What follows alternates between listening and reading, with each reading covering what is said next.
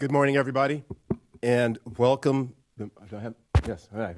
Good morning, and welcome to our meeting. Today is, get the calendar here, Tuesday, August 6th. It is 9:30, and it is my honor to call this meeting of the Advisory Commission on Charter Schools to order. Almost feels like a welcome back to school day, like we should all be out front taking that first day of school picture. So instead, what we'll do is we'll offer the members of the public who wish to make public comment. They may do so in person or by calling into the meeting. Public comment will be limited to 1 minute per person for each item. Members of the public wishing to make public comment in person should sign up on the sign-up sheets located on the tables in the back of the boardroom.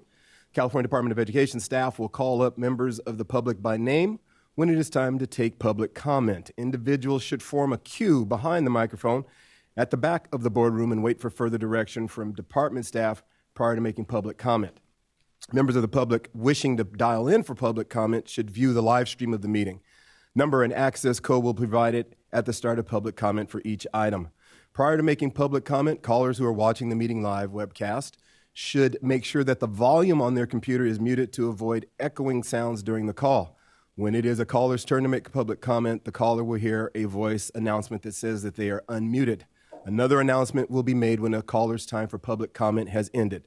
To call in for public comment, dial 717-908-1926 and use access code 1166083#. All right, and we'll move on now to the flag salute, for which Commissioner Fennell has agreed to lead. Please place your hand over your heart. I pledge allegiance to the flag of the United States of America and to the republic for which it stands, one nation, under God, indivisible, with liberty and justice for all. Thank you, Commissioner. All right. So we do have our liaisons joining us today. Cynthia Glover-Woods and Sharon Olkin are both online. Oh, good morning. Now, and I would also want to take a little privilege this morning. I want to take the opportunity to say a few words and express my appreciation for State Board of Education Administrator Carolyn Pfister, who recently accepted a new position with the Fresno County Office of Education.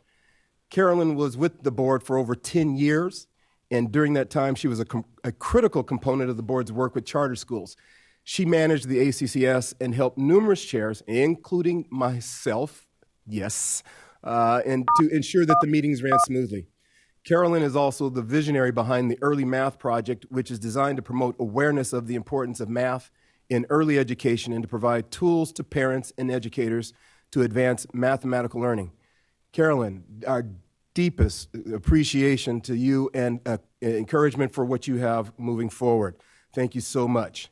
The Early Statewide Math Initiative has developed early math resources for schools, professional learning for educators, and tools and resources to help reduce math anxiety so that parents can promote math development for their children. We will greatly miss her and are thrilled that she will be able to focus full-time on this project, which is very dear to her. I'd also like to take this opportunity to welcome Rick Reyes to the State Board of Education team. Thank you, Rick. We already know him from his work with the CDE's Charter Schools Division. He started with the State Board of Education yesterday and will be working directly with this group as he fills in behind Carolyn. Welcome to you, Rick. Thank you so much. All right, at this moment, I'm going to go ahead and call on the commissioners as well that I'm joined with, and they will just simply introduce themselves and who they represent. And we'll begin with Commissioner King. Good morning, Derek King, I represent Charter Schools. And then Commissioner Jones, who is joining us online, who I believe we can get her up in just a second here.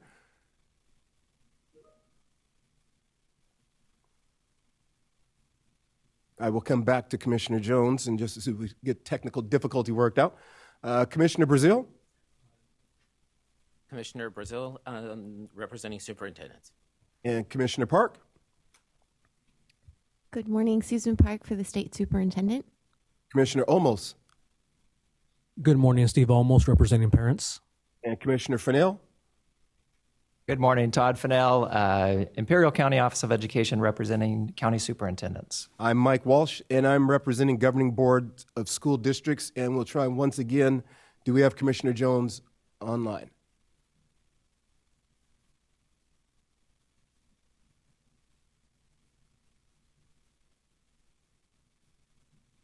We do not, as of this moment. We will continue to work on that. And we also have Commissioner Taylor, who was not here today, who represents charter schools. So at this moment, we'll move on to review and adoption of meeting notes. I'll look for a motion to adopt. Commissioner Brazil, so moved. And we have been motioned by Commissioner Brazil. Do I have a second? Second. Second by Commissioner King. We'll do a roll call vote at this time. Commissioner Olmos? Aye. Commissioner Park? Aye. Commissioner King? Aye. Commissioner Fennell? Aye. Commissioner Brazil? Aye. And Commissioner Jones, do we have her yet? No. Okay. Commissioner Walsh, I also vote aye. So motion passes unanimously. All right. So we will take general public comment after the Charter Schools Division update. Members of the public who wish to make general public comment by phone for items that are not part of the ACCS agenda may dial in now. Again, this is for public comment that is not part of the agenda. Please call 717-908-1926 and use access code 1166083#. You must enter access code 1166083# to be added to the caller queue. Callers making public comments should make sure the volume on their computer is muted to avoid echoing sounds during the call. So at this time, we'll turn to Commissioner Park for the Charter Schools update. Thank you. We have had some exciting presentations at Charter School Division. If you recognize our new Education Administrator, Rick Reyes, during his time with Charter School Division, he presented at CCAP, which is the California Charter Authorizers Professionals Conference on June 12th on the very exciting topic of charter renewals. This is the first year in a long time a lot of charters will be up for renewal. So he presented to a captive audience of school districts and counties, some of whom have done more than one renewal, some of whom will be doing their very first, so giving some great guidance. Rick Reyes was also co-presenting with our county offices, Los Angeles County, Riverside County, and Santa Clara County, so to continue that effort to have authorizers being peer support for other authorizers. And this was a presentation about DAS criteria, the Alternative School Accountability Model, the formerly known as, and a lot of charter schools that are identified DAS, they are required to have alternative metrics for renewal written down and approved with their charter authorizer. And we want to make sure this is happening, that the word is getting out, examples are being shared. And so this was on July 9th through our CASI, our Charter Authorizer Support Initiative, through the federal grant. And that was well attended as well, and continuing that county office, CDE, and broadening authorizer network. I had the very good fortune to be invited to the Charter School Development Center Leadership Intensive by Eric Premack, and I went up to Murrieta and did a June 27th presentation to charter leaders. So charter leaders, peer supporting charter leaders, and we talked about how to have a positive rapport with your authorizer, how to engage with your district, how to engage with your county office. It was a very intense, I think they were there 4 solid days, and got to talk to them about good practices. And then we're very excited. In the next month, we hope to hear from the Department of Ed. Our grant application was submitted for a $93 million ask, and we're hoping to find out by September 30th. We're competing with potentially 10 to 12 other states for the grant. And we do have a plan B if we're not awarded the full grant or a variation, but we're hoping to get notification in September. Under any circumstance, new grant or continuing the existing grant, will roll out an RFP to invite charter schools to apply, most likely in October or November. So we'll be injecting some new federal funds to get charter schools growing or expanding. And then our Allison Ball from our team, our grant director, she submitted a presentation proposal for the Charter School Development Center's November conference, so we can get the word out about how to apply for the grant and hopefully brag about all the new features of the grant serving student subgroups. And so that will happen in mid-November in Sacramento. So a lot of good happenings, and I hope in October to bring you some great data about the percentage of authorizers we've reached in trainings. So please look forward to that. Good information coming. Thank you so much. It sounds like we are off and running. It must be a new school year. Yes, I think I mentioned that already, but I'm just having fun with it. So here we go. Time for general public comment. We will take public comment first from people in the room. CD staff will call the names of members of the public. Please form a line at the microphone located in the back of the boardroom. So, do we have anyone? It looks like no one lining up at this moment. Then we will take public comment from callers on the phone. Is there anyone on the line for public comment? Good morning, Commissioner. No, there's nobody on the line right now. All right. Then we will go ahead and move forward with our items for work. Today's agenda will consist of 3 funding determinations and a request for material revision for a State Board of Education authorized school.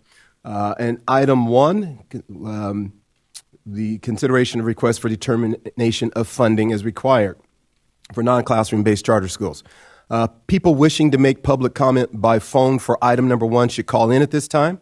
Dial 717-908-1926 and use access code 1166083# when prompted. You must enter access code 1166083 to be added to the caller queue.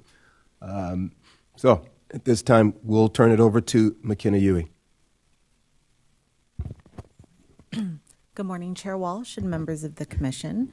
As Chair Walsh stated, item 1 on today's meeting agenda consists of a non-classroom-based funding determination request from 2 charter schools. The 2 charter schools included in this item are Hart Ransom Charter, which is authorized by the Hart Ransom Union Elementary School District, and Loma Vista Charter, which is authorized by the Lindsay Unified School District. Based on both schools' reported revenues and expenditures, both charter schools qualify for the requested level of funding of 100% for their non-classroom-based instruction. As such, the department proposes to recommend that the State Board approve the funding determination requests for the charter schools at 100% for the time period specified in Attachment 1. Statute provides that a charter school may receive funding for its non-classroom-based instruction only if a determination of funding is made by the State Board. In determining that non-classroom-based instruction is conducted for the instructional benefit of pupils and is substantially dedicated to that function, the State Board shall consider the amount of a charter school's total budget expended on certificated employee salaries and benefits, on school sites, and the pupil-to-teacher ratio of the school.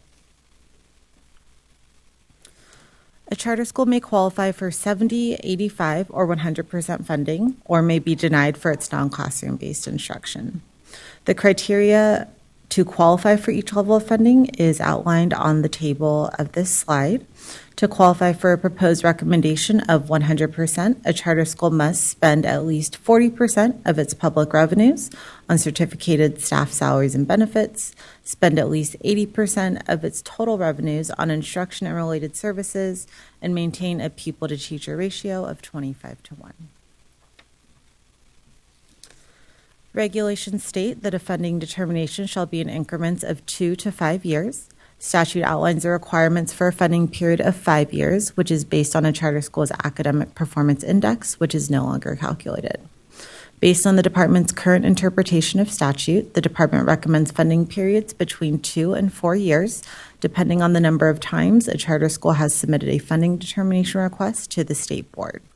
Details of the criteria that the department uses to determine funding periods are provided on this slide. Depending on the specific nature of a charter school's funding determination request, the department may recommend a funding period of 2 fiscal years, regardless of the number of times a charter school has submitted its funding determination to the State Board. A period of 2 years allows the department to timely revisit a charter school's funding determination and ensure that the charter school meets the appropriate requirements for its approved level of funding, as well as follow up on other matters reported by the charter school on its funding determination form. In conclusion, both of the charter schools presented in this item meet the regulatory requirements to qualify for the requested level of funding. As such, the department proposes to recommend that the State Board approve the requests for each charter school at 100% for the time period specified in Attachment 1. Thank you for your consideration of this item. I'm happy to answer any questions. Thank you very much. So at this time, are there any clarifying questions from the board, from the commission, excuse me? Go right ahead, please. Commissioner King. So, McKenna, it's similar, but not exactly the same one I raise every time.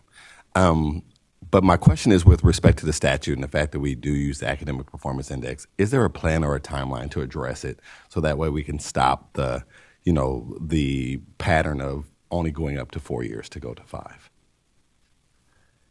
So the department understands that LAO and FCMAT provided a report with recommendations. The department is reviewing and considering that report and may evaluate its practices regarding funding determinations if there's legislation that comes into play. Any further clarifying questions?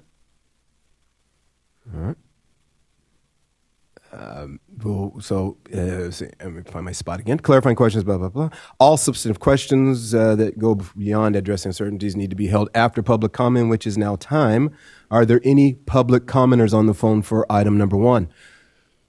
No current callers at this time. All right. Is there any public comment here in the room? And seeing none lined up. All right. And then the the recommendation at this moment is 100% funding for the time requested. I will entertain a motion. Commissioner Brazil, I'll move to approve. So we have moved to approve by Commissioner Brazil. Do I have a second? I'll second. All right, Commissioner Fennell. See who has the fastest finger on their microphone. So we have a motion and a second for 100% funding for the time requested. We'll do a roll call vote at this time. Commissioner Olmos. Aye. And Commissioner Park. Aye. Commissioner King. Aye. And we don't have Commissioner Jones yet. Commissioner Fennell. Aye. And Commissioner Brazil. Aye. And I vote aye. Motion passes. Very good. And I'd like to just make a comment, express my appreciation for the work that the department does to review these. Oftentimes there's some questions out there as to whether these are just kind of formula driven and whether there's any engaged interaction with the charter school to clarify details and maybe inconsistencies in their documentation. And so I just want to show my appreciation for the department for engaging in that effort. Thank you. Thank you, Commissioner Fennell. So we'll move on to item number 2, consideration of requests for determination of funding with reasonable basis in mitigating circumstances. People wishing to make public comment by phone for item 2 should call in at this time. Dial 717-908-1926 and use access code 1166083 when prompted. You must enter that access code to be added to the caller queue. And item 2 is a consideration for funding determination mitigating circumstances for 2 charter schools. And now we'll have Jonathan Yu from the Charter Schools Division will present on this item. Good morning, members of the commission. My name is Jonathan Yu of the California Department of Education, and I'm here to present item 2 to you. Non-classroom-based funding determination request mitigating circumstances. This item considers determination of funding requests with mitigating circumstances from Gold Rush Home Study Charter and Pacific Coast Charter. Without the consideration of mitigating circumstances, neither of the charter schools meet the expenditure requirements for their requested level of funding. The CDE proposes to recommend that the SBE approve the non-classroom-based funding determination request at 100% funding for the period of fiscal year 2024 to 25 through fiscal year 25 to 26. The eligibility requirements and criteria for funding for non-classroom-based instruction are outlined in regulations and are summarized in the table below. A reasonable basis or mitigating circumstances by which to make a recommendation other than one that results from the criteria may be found pursuant to regulations. Mitigating circumstances may include, but not be limited to, the following: information provided by the charter school on its funding determination form, documented data regarding individual circumstances of the charter school, the size of the charter school, the number of years the charter school has been in operation, The CD considers the following for charter schools: funding level qualification based on the regulatory criteria, the individual circumstances of the charter school, the school size, the total reserves, and previous requests for the consideration of mitigating circumstances. The CDE requests clarifying information as necessary to make possible a more detailed review or to develop a reasonable basis for a recommendation other than those prescribed by regulations pursuant to regulations. A funding determination shall be in increments of 2 to 5 years pursuant to regulations. The CDE recommends funding periods of 2 years for charter schools requesting funding determinations with mitigating circumstances, which allows the CDE to timely revisit schools' funding determinations and ensure the appropriate expenditure requirements for their approved funding level are met. Upon review of all information submitted by Gold Rush Home Study Charter and Pacific Coast Charter, the CDE finds a reasonable basis for each school to be recommended for approval of a higher level of funding for their non-classroom-based instruction than what they would otherwise qualify to receive based on the regulatory criteria. Therefore, the CDE proposes to recommend that the SBE approve the funding determination requests at 100% for the period of fiscal year 2024-25 through fiscal year 25-26. That concludes my presentation, and I'm here to answer any questions. Again, to the commissioners, are there any clarifying questions? All right, seeing none, are there any? Do we have any public comment on the phone? No, sir, no calls. And seeing no one lining up in the back of the room, I'll go ahead and remind everyone that the recommendation right now is 100% for funding, funding for 100% for 2 years for both schools. At this time, I'll entertain a motion. I move to approve. So move to approve by Commissioner Fennell. Do we have a second? I'll second. I have a second by Commissioner Olmos. And we will go ahead and take the vote. So, Commissioner Olmos, how do you vote? Aye. And then Commissioner Park? Aye. Commissioner King? Aye. And Commissioner Fennell? Aye. Commissioner Brazil? Aye. And I will also vote aye. So again, motion passes. Move on to item number 3, modification of a funding determination. People wishing to make public comment by phone for item number 3 should call in at this time, dial 717-908-1926, and use access code 1166083# when prompted. You must enter access code 1166083 to be added to the caller queue. Item 3 is a consideration for funding determination with a modification for one charter school. And now McKenna Yui is back to present. All right. So again, as Chair Walsh stated, this item considers the modification of a funding determination request for ASA charter. The department proposes to recommend that the State Board modify ASA Charter's funding determination for fiscal years 2024-25 through 2027-28 from its currently approved funding level of 100% to 85%. A little bit of background about this school. So ASA Charter submitted a funding determination request to receive funding for its non-classroom-based instruction for fiscal years 24-25 to 27-28 to the department earlier this year. Based on the data submitted by ASA Charter at that time, the charter school met the regulatory requirements for a recommendation of 100% funding. As such, the department recommended that ASA Charter receive 100% funding for its non-classroom-based instruction for its requested time period. At its April 2024 meeting, this commission agreed with and moved the CDE's recommendation to the State Board, which passed by a vote of 6-1. At its May 2024 meeting, the State Board accepted this commission's and the department's recommendation and approved ASA Charter's funding determination request at 100% for 4 fiscal years. Pursuant to regulations, any multi-year funding determination approved by the State Board may be modified by the State Board in terms of both the multi-year approval and the funding authorized. After ASA Charter's funding determination request had been approved by the State Board in May 2024, the department received information from ASA Charter that the charter school had incorrectly reported its expenditures on its funding determination form in the following areas.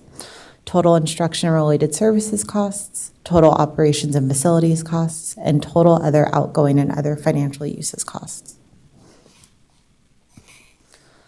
Based on the charter school's corrected expenditures, the ASA charter meets the regulatory criteria to qualify for 85% funding for its non-classroom-based instruction, as it reports spending 40.78% of its public revenues on certificated staff salaries and benefits, and 74.28% of its total revenues on instruction and related services.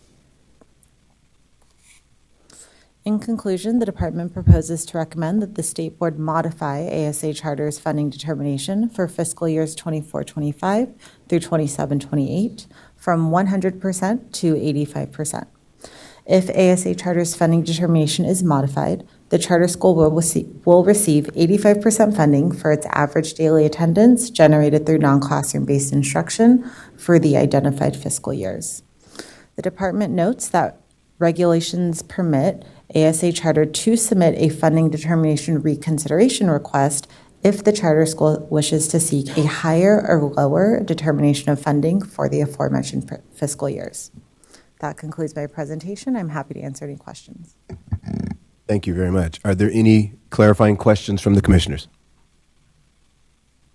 I just have a clarifying question because it's assumed, but I pretty much know the answer. I just wanted to hear it on record. So they did not submit a request for reconsideration? No, not at this time. Thank you. Thank you very much. All right. Are there any public commenters on the phone for item number 1? Excuse me, item number 3. No callers in the queue at this time. All right. And seeing no one in the back of the room, I'll assume there are no comments from the room. So again, we have a recommendation to change funding from 100% to 85% for 4 years. That is the recommendation, and I will entertain a motion. Commissioner Brazil, I'll move to modify to the 85%. So we have a motion from Commissioner Brazil. Is there a second? I'll second. So second from Commissioner King, and I'll go ahead and take the vote. So Commissioner Olmos, again, let me restate this. So once again, the recommendation is 100% funding down to 85% funding for 4 years. Commissioner Olmos. Aye. And Commissioner Park. Aye. Commissioner King. Aye. Just to switch things up, I vote aye. Commissioner Brazil. Aye. And Commissioner Fennell. Aye. And motion passes. Thank you. Thought I would trip you guys up just a little bit. All right, here we go. Now, item number 4. This is a request considering a request for material revision to a charter to add a site. And we're going to hold a hearing for this. So let me get my script to the right location. So at this point, we will hold all questions until after the public comment. People wishing to make public comment by phone for this item should call in at this time. Dial 717-908-1926 and use access code 1166083 # when prompted. You must enter access code 1166083 # to be added to the caller queue. The public hearing is now open, and we'll begin with Craig. I'm sorry, Craig, I keep forgetting how to pronounce your name correctly. Would you please educate me one more time? Okay, Craig Heimbecker, Charter Schools Division. Thank you, Chairman Walsh and Commissioners. It's my pleasure to present item 4, which is a consideration for a request for material revision to a charter to add a site, and the charter is Watsonville Prep. To give a summary of the issue, on January 9th, 2019, the California State Board of Education, or SBE, granted the charter petition of Watsonville Prep for a 5-year term beginning July 1st of that year and ending June 30th, 2024. As the entity granting the charter, the State Board authorized Watsonville Prep to serve kindergarten, K, to 8th grade, beginning with K to 2nd grade in the 2019 and 2020 school year. Subsequently, pursuant to California Education Code, or EC, Section 47607.4, the term ending date was extended to June 30th, 2027. On or about May 28th, 2024, Watsonville Prep submitted a request for a material revision of its charter to expand operations to an additional site pursuant to EC Section 47605A4. Watsonville Prep lies within the boundaries of the Pajaro Valley Unified School District in Santa Cruz County. Watsonville Prep currently operates at 407 Main Street, Watsonville.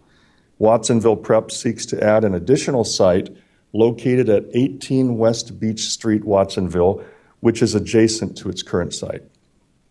The California Department of Education, or CDE, proposes to recommend that the State Board approve the material revision to the Watsonville Prep Charter to add an additional site located at 18 West Beach Street, Watsonville, to its current site. As part of the material revision process, the CDE will conduct a pre-opening site visit to the 18 West Beach Street site. So the standard of review for this item is as follows. From EC Section 47605A4, that provides the following: that after receiving approval of its petition, a charter school that proposes to expand operations to one or more additional sites or grade levels shall request a material revision to its charter and shall notify the chartering authority of those additional locations or grade levels. The chartering authority shall consider whether to approve those additional locations or grade levels at an open public meeting. If the additional locations or grade levels are approved pursuant to the standards and criteria described in Subdivision C, they shall be a material revision to the charter school's charter. The Advisory Commission on Charter Schools and SPE will review Watsonville Prep's material revision to its charter to expand operations to an additional site in accordance with Ed Code Section 47605A4, which is a de novo or brand new fresh review in accordance with EC Section 47605C and also in accordance with the CDE memorandum to the State Board that was issued June 30th, 2022. In Ed Code Section 47605C, it provides that the chartering authority determines if the charter school's material revision request is consistent with sound educational practice and with the interests of the community in which the school is proposing to locate, which includes review by the CDE of the 15 required elements specified under Ed Code Section 47605C 5A through O, and as summarized in Attachment 1 on page 4, which you have. Material revision of facilities addendum. Watsonville Prep currently operates at 407 Main Street, Watsonville, and seeks to expand operations, as we noted, by adding a second site located at 18 West Beach Street, Watsonville. So in considering this Watsonville Prep material revision request, the CDE staff reviewed the following. We reviewed the Watsonville Prep proposed revised charter, Watsonville Prep's current 2019 petition, the appendices and supporting documents, including the draft lease for the facility and Watsonville Prep's budget and financial information, and the certification of complete charter submission. In conclusion, pursuant to Ed Code Section 47605A4, a charter school that proposes to expand operations to an additional site shall request this material revision to its charter and notify the chartering authority, as we mentioned, of the additional location, and that was done. The chartering authority shall consider whether to approve it at an open public meeting. If the additional location is approved, it shall be a material revision to the charter school's charter. And we propose at CDE to recommend that the State Board approve the material revision request from Watsonville Prep, an SBE authorized charter school, to add the location at 18 West Beach Street, Watsonville, as the petition meets the standards and criteria in Ed Code Section 47605C with the required technical amendments. And that concludes my presentation. Thank you, Craig. At this point, Watsonville Prep is now going to present.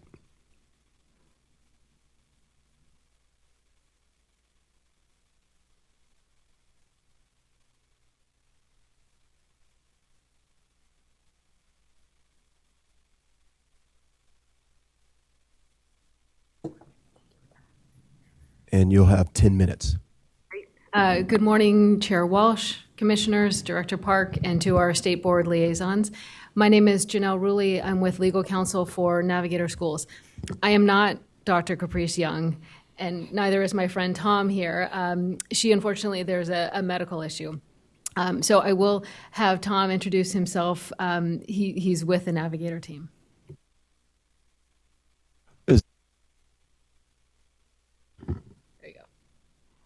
Check. Thank you.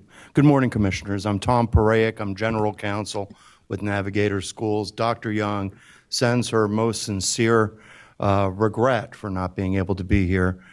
Please trust me when I say there's nowhere else she'd rather be than right here, and that includes me. I wish she was here as well. So I'm with the organization. I'm familiar with the material revision, particularly with the lease at the facility, which I personally negotiated, so I know that document very well. I'm here to answer any questions, support the material revision. Having said those things, I'll turn the microphone over to Janelle to offer the presentation, to lead the presentation.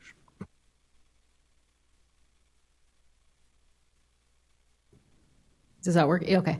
Thank you.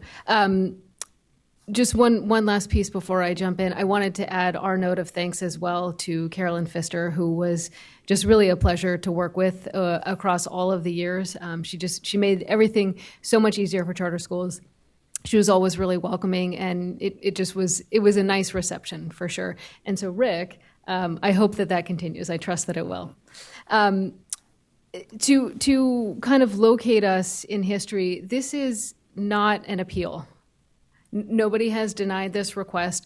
We are in the prehistoric days before AB 1505. This is Navigator Watsonville is a charter school that was approved by the State Board of Education upon recommendation from the Advisory Commission all the way back in 2019. It had been denied by a local district and denied by the county, and the State Board did approve. And so this is a charter school that has always been authorized by the State Board of Education. As you all know, when they come up for renewal, which will be in the 26-27 school year, they will no longer be authorized by the state. So the renewal may come here if the district denies, it may come before you again in a couple of years. In any case, the State Board will no longer be the authorizer and will designate authorization to another entity. So what we are requesting here, really from the Advisory Commission, is to add your note of support and recommendation to this requested material revision. We really appreciate the CDE's detailed and thorough staff report and analysis, and so we're hoping that at the end of this, you vote to lend your support as well. Navigator is a truly excellent operator of charter schools. There are four charter schools that it operates, one in Gilroy, one in Hollister, this one in Watsonville, and then they took on operation of a charter school in Hayward as well. So Navigator, their mission, really, Navigator Schools, is to equip students to become learners and leaders in high school, college, and beyond. They develop top-tier teams of educators who continuously improve and innovate schools that deliver phenomenal outcomes for all students, regardless of their circumstances. The graduate aims for students at Navigator Schools, which are all K-8? Yes. All K-8. So all of these schools, the graduate aims are to have continual improvers, academic scholars, creative problem solvers, courageous change makers, and collaborative teammates. I'm happy to expand on any of those, but I'm trying to get to the meat of what the request is. Watsonville Prep itself really has been a beacon of educational excellence in that area since it opened. So as Mr. Heimbichter mentioned, when it opened, it was TK through 2. So that meant there was no state testing in the first year, and state testing began in the second year, which was 2020 to 2021, and there actually weren't any state tests there. So it's anyway, it's taken a couple of years to start going with testing. Just a couple of numbers here. There are currently 466 TK through 6th grade students. So again, they started off at TK2, added 1 grade level every year. And as of this year that's about to start, they will be adding 7th grade students and then 8th grade students in 25-26. Those have already been approved. For this upcoming school year, 172 students applied for 60 available seats. That's almost a 3-to-1 rate in the open lottery. 85.6% of students are eligible for free or reduced price meals. 12.7% of students are students with disabilities. 67.8% of students are rapidly learning English, meaning that they're acquiring English skills right now. 97.4% of the students are Hispanic or Latino. And last, 84.3% of parents of students are not college graduates. So that gives you kind of a snapshot of the community and the students served. With that in mind, the test scores at Watsonville Prep really have been have outshined the local traditional public schools, at least in ELA. So these two charts here are from 2022 and 23. 22 is in blue, 23 is in red, both ELA and math. And so these will show you growth, and then the taller bars are the state, all the way there on the right-hand side. So the charter school is outperforming the local elementary schools. And then this was all students. These slides are for socioeconomically disadvantaged students in those same 2 years. So as I mentioned, the charter school already has a pretty high socioeconomically disadvantaged student subgroup, and those students as a subgroup are outperforming the district, certainly well outperforming the district, but in both cases outperforming the state as well. So I know they're very proud of that. Chronic absenteeism is something that I know you all have learned about and maybe have experienced. Watsonville Prep is very proud that in the 2022-23 school year, that rate was 24.8%, and it has plummeted to 19.1%. Still high, but they are working on additional methods to bring students back to school regularly and get that chronic absentee number down. And then I think last piece of just sort of framing about Watsonville Prep is that Navigator has implemented what they call Navi squads. And as I've come to learn, going to a couple of these presentations, a squad is a group of middle school students who kind of pair up together. And let's say there's 3 of them, one of them will learn the material and teach it to the 2 other in their squad. And it's been really, really successful. It's also garnered some attention in the media and with other schools who are seeking to do something similar. So the continuum would be that there is some teacher-centered direct instruction. It goes into teacher-led student groups and then student-led academic teams. And so this is something that Navi has pioneered and they're really excited about. They've also become an active community hub, partnering with several community organizations throughout the school year.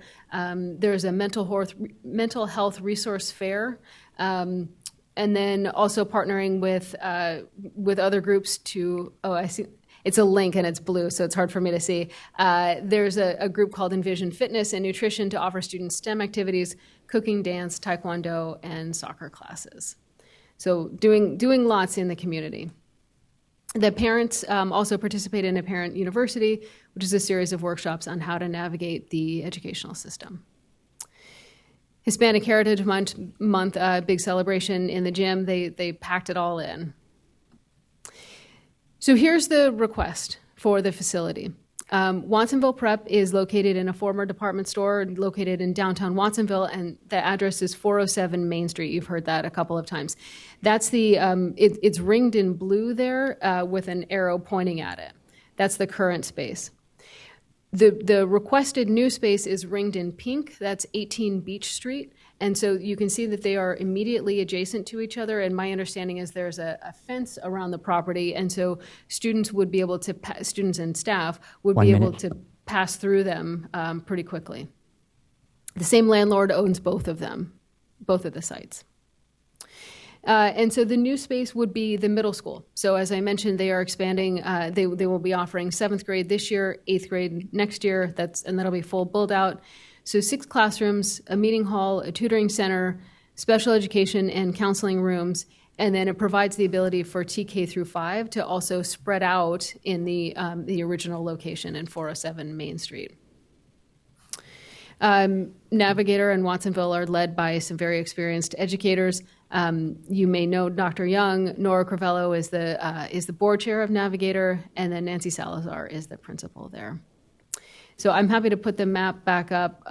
You may not have questions for us at this point. We do appreciate your time. We're here to answer those questions the best we can.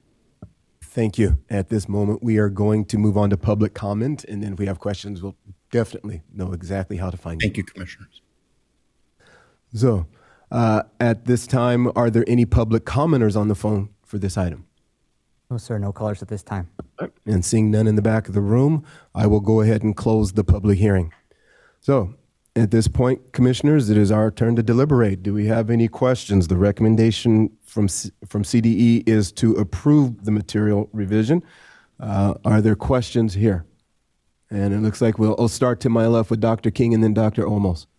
I don't really have a question, just so much as a comment. From my understanding, there's no one opposing this material revision at all, and it is adjacent. So I do just publicly want to say congratulations to Watsonville in terms of their overall performance, being able to get their performance numbers with the populations that they're serving to exceed their local counterparts. So good job there. And I also just wanted to say thank you to the CDE for this type of recommendation, right, to see the obvious and recommend approval of a material revision in this manner. Thank you. Commissioner Olmos. I do have a question for a Navigator. Again, I won't be able to sleep at night unless I know that it's taken care of. But again, congratulations on the need to expand in the material revision, which I support. However, I do have the one question, just looking at the lease agreement. The lease agreement is a lengthy agreement. It runs through 2051. And currently, it can only be used for administrative uses. So you'll actually have to go and get a new certificate of occupancy in order to have students in there and children. So from my past experience, I know that's not often an easy task. So again, I just want to make sure I can sleep at night knowing that that's all been taken care of. Yes, sir, Commissioner. So the lease does go to 2051 because it mirrors the 407 Main Street lease, so that's deliberate and intentional. We're very aware of the permitting issues and share your concerns. And so what we've done in the final version of the lease is allow us until December 31 to make sure all those permits come into place. And if they are, then the lease continues forward. And if they're not, the lease ends at that point. So that being said, our landlord, Pacific Coast Development, is very collaborative and cooperative with us and has a long-standing in the Watsonville community, and the landlord with whom we have a great relationship has represented that he's going to assist us with that permitting process, with the local know-how and things like that. So we're optimistic it'll be in place, but just in case it doesn't, we're ready for that as well. Thank you. Any other questions from the other commissioners? Commissioner Park? I could supplement the question and answer there. CDE staff will also be monitoring and in correspondence to make sure that permitting process, there's already staff scheduled to do an in-person walkthrough of the facility, and then there'll be verification of the permitting process as well. So sleep very well. We need you to sleep. Any other commissioners?